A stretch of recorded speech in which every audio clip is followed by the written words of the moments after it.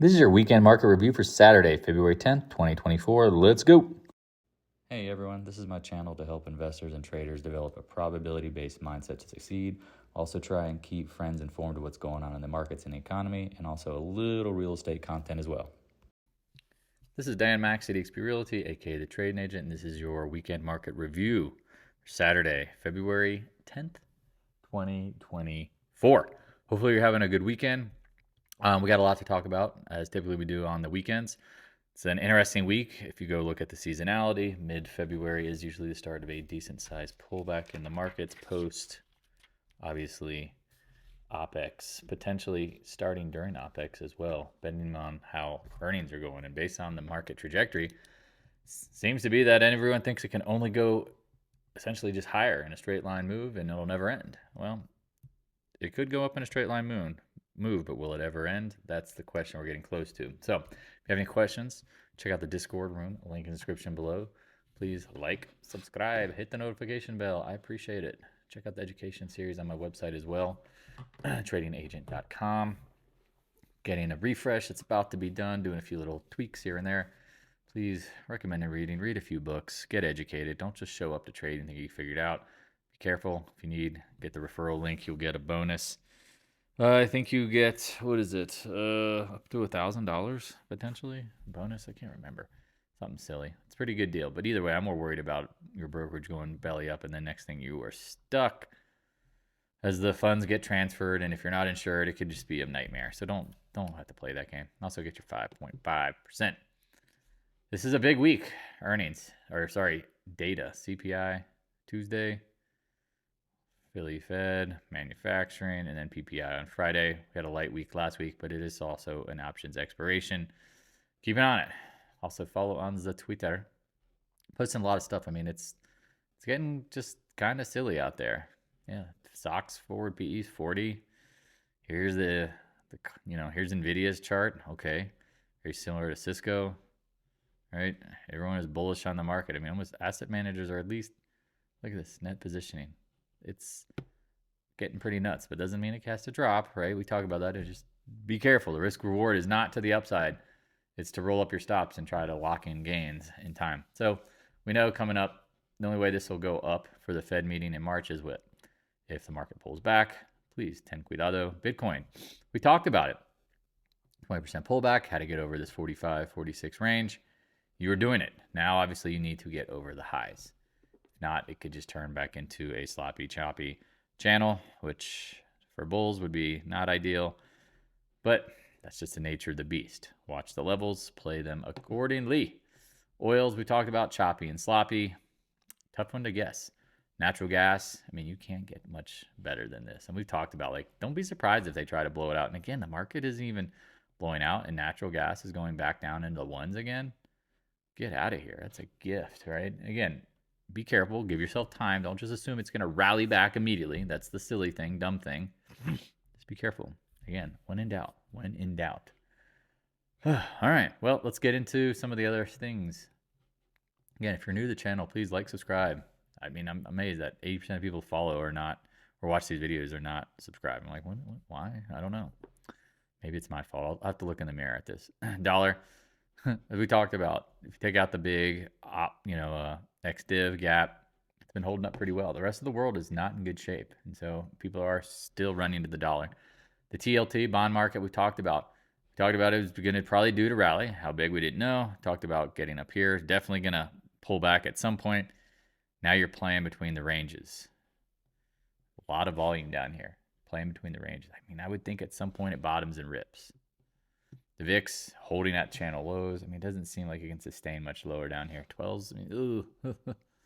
Vixen bouncing around. The VIX we talked about. This typically bottoms before the VIX does. Keep an eye on it. So SPY, they get their 5,000 headline.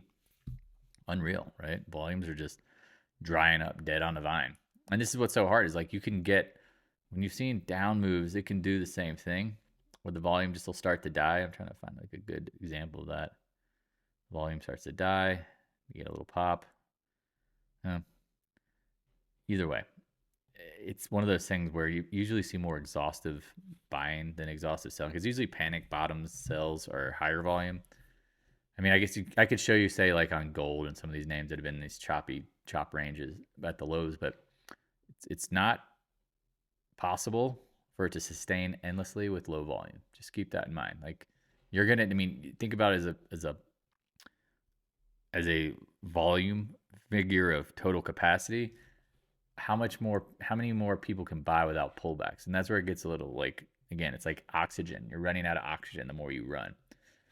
QQQ, again, popped back over. Got to give it credit. Now, this is where, again, define your risk. You got to be careful. Keep it on. I mean, at this point, going into OPEX, I mean, it's like it's almost like we front runned it bullish. So we'll see. IWM, talk about it being lagging. Remember, this is 20% off the highs. Keep that in mind. Way off. Way off. But we talked about breaking the channel. All right, now it comes ripping back up. See what happens here. We talked about some of these gap fills possible. I mean, look, right on the retest. We'll see what Monday brings. DIA, been holding up really well. Got to give it credit where credit's due. Getting a little tired, but it's not telling me anything at this point. Gold, chopping. We've said best time to buy gold will be what? When the Feds do what, right? Pivot.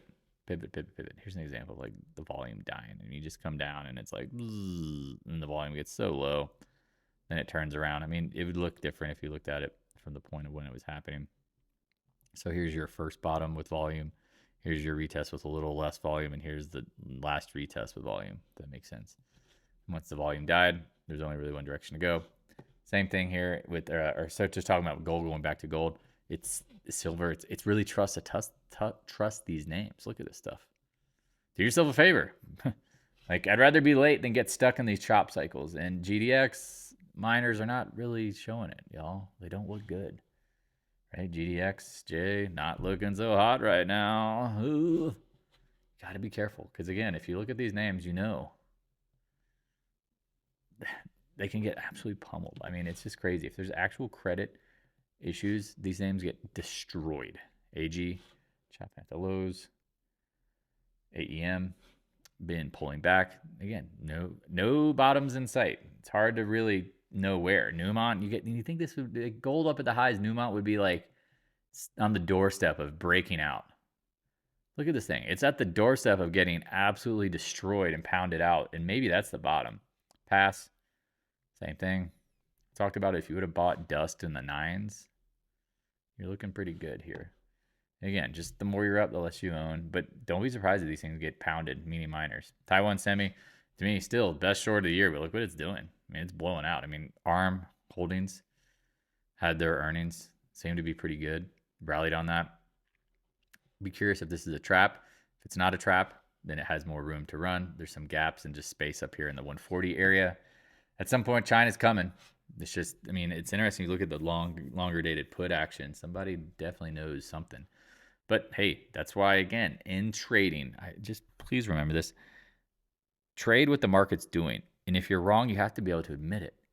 Now, again, it doesn't mean that you have to like just ride this out. No, stop out, watch these names, and decide how you want to act. Do not get caught in a straight line move in the wrong direction and just pray and hope.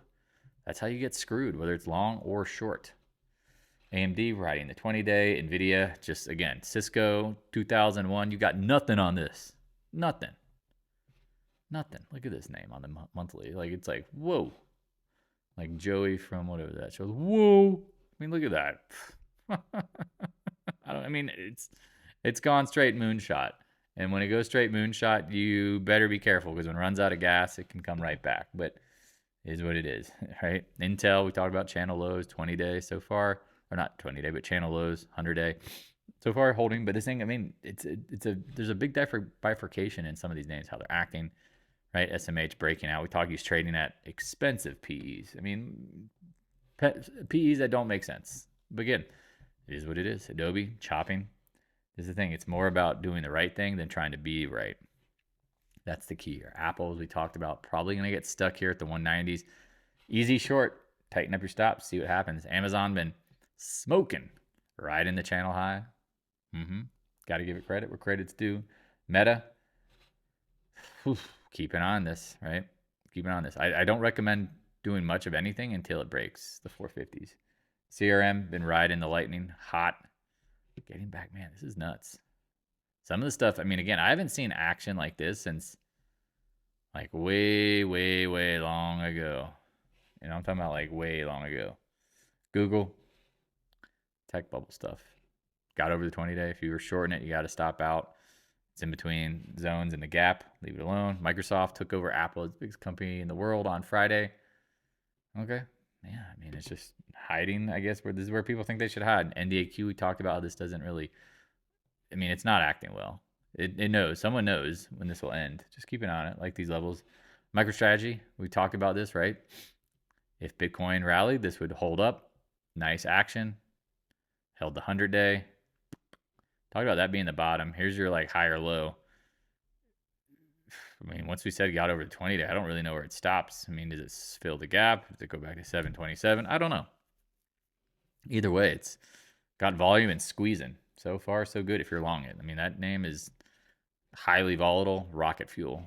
Netflix, talked about the 570s, 580s failure. So far, just chopping. Roblox, again, gets back up on the highs post earnings. Chopping around. Tesla, we talked about channel lows. We expected it to rally. I mean, again, I said 20-day at worst, but it really should fill this gap at some point if the market's holding up. If it doesn't, it just shows you how crappy it is. We talked about if Biden loses, again, I don't want to talk about politics, but let's talk about the reality. If Biden loses, Trump is talking about removing all all the electric car subsidies and reducing all those mandates and getting rid of them. So somebody knows something, but doesn't mean it's not going to go in a straight line down. So that's where my biggest long-term concern is on it. Airbnb, talked about 150s, chopping around. Good old Costco, holding strong, letting it ride. Starbucks, we talked about this being just crazy. Look at this. Big, and now you're chopping around. Look at this. I'd watch the 200-day. I mean, I think you got clear references, clear as day.